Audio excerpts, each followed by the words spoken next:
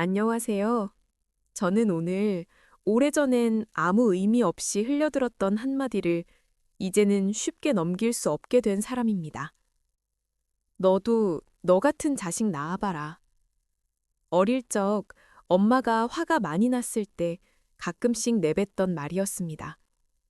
그 말이 나올 때면 집안 공기가 달라졌습니다. 목소리가 높아지지 않아도 그 말 한마디면 대화는 끝이라는 걸 저도 본능적으로 알았습니다. 그땐 그 말이 싫었습니다. 마치 저를 문제아로 규정하는 것 같았고, 저를 이해하지 않겠다는 선언처럼 들렸습니다. 나는 일부러 그러는 것도 아닌데, 나도 나름대로 이유가 있는데. 그런 생각만 가득했고, 엄마의 입장에서 그 말이 왜 나왔는지는 한 번도 생각해 본 적이 없었습니다.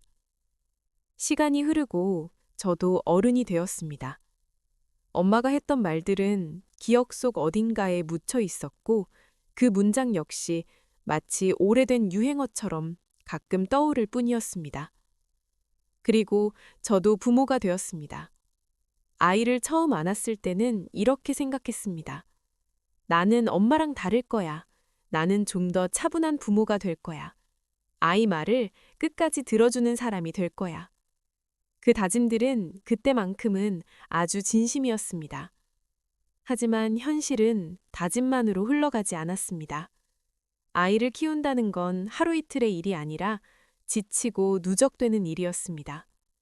잠이 부족한 날이 이어지고 해야 할 일은 끝이 없고 내 감정은 정리되지 않은 채 아이 앞에 서야 하는 순간들이 생각보다 훨씬 많았습니다. 그리고 그날이 왔습니다. 유난히 모든 게 엉켜있던 날이었습니다. 아침부터 일이 꼬였고 아이를 데려다 주고 돌아오는 길에도 마음이 편치 않았습니다. 집에 돌아와서도 해야 할 일들이 계속 떠올랐고 머릿속은 쉬지 않고 돌아가고 있었습니다. 그 와중에 아이는 평소보다 더 말을 안 들었습니다. 한 번 말해도 안 되고 두 번 말해도 고개만 끄덕일 뿐 행동은 달라지지 않았습니다. 세 번째쯤 말했을 때 이미 제 목소리는 조금 높아져 있었습니다. 이제 그만하라고 했지. 아이도 눈치를 보면서도 물러서지 않았습니다. 말대답을 하고 눈을 피하고 괜히 더 느리게 움직였습니다. 그 모습이 왜 그렇게 화가 났는지 지금 생각해도 정확한 이유는 모르겠습니다. 아마 아이 때문이라기보다는 이미 쌓여있던 제 하루 때문이었을 겁니다. 결국 제가 먼저 감정을 놓아버렸습니다. 도대체 왜 이렇게 말을 안 들어? 아이의 어깨가 눈에 띄게 움츠러들었습니다. 그 순간 조금은 차분해졌어야 했는데 이미 말은 제 입을 떠난 뒤였습니다. 아이는 입술을 꼭 다문 채 한동안 아무 말도 하지 않다가 작게 말했습니다. 나도 억울해. 그 말이 생각보다 깊게 들어왔습니다. 왜인지 모르게 가슴이 철렁 내려앉았고 그 짧은 한마디가 머릿속을 계속 맴돌았습니다. 억울하다는 말. 그건 어릴 적 제가 엄마에게 수없이 느꼈던 감정이었습니다. 그때 갑자기 엄마의 얼굴이 떠올랐습니다. 젊었지만 늘 피곤해 보이던 얼굴. 퇴근하고 돌아와서도 집안일을 멈추지 않던 모습. 그리고 제가 말을 안 들을 때마다 점점 작아지던 한숨.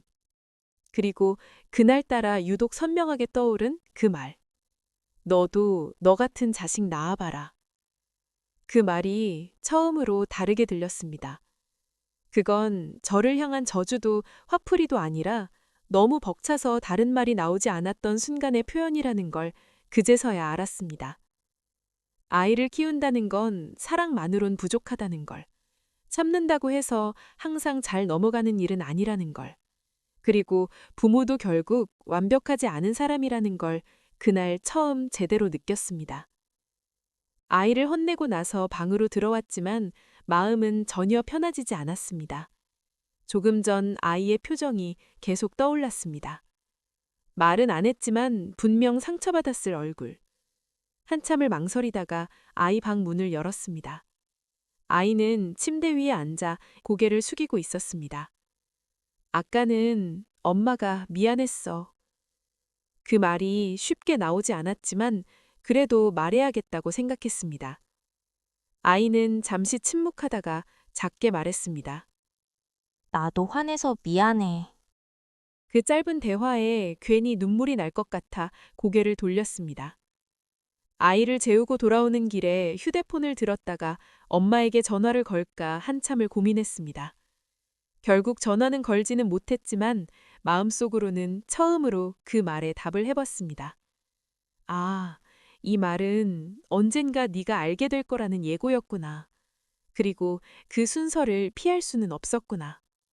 너도 너 같은 자식 낳아봐라. 그 말이 현실이 된 날, 저는 아이를 통해 제 과거를 보았고, 아이를 대하는 제 모습에서 엄마를 보았습니다. 그날 이후로 아이를 혼내기 전 한 박자 쉬려고 노력합니다. 예전에 제가 엄마에게 바랬던 것처럼 조금 더 설명해주고 조금 더 기다려주려고 합니다. 완벽한 부모는 되지 못하더라도 적어도 이해하려 애쓰는 부모로 남고 싶어서요. 그 말은 이제 더 이상 원망이 아닙니다. 세대를 건너 같은 자리에 서보라는 초대처럼 느껴집니다. 그리고 오늘도 아이를 보며 속으로 이렇게 말합니다. 그래, 너는 나 닮았구나. 그래서 더 어렵고, 그래서 더 안아주고 싶구나. 그제서야 그 말의 진짜 의미가 조금은 마음에 닿았습니다.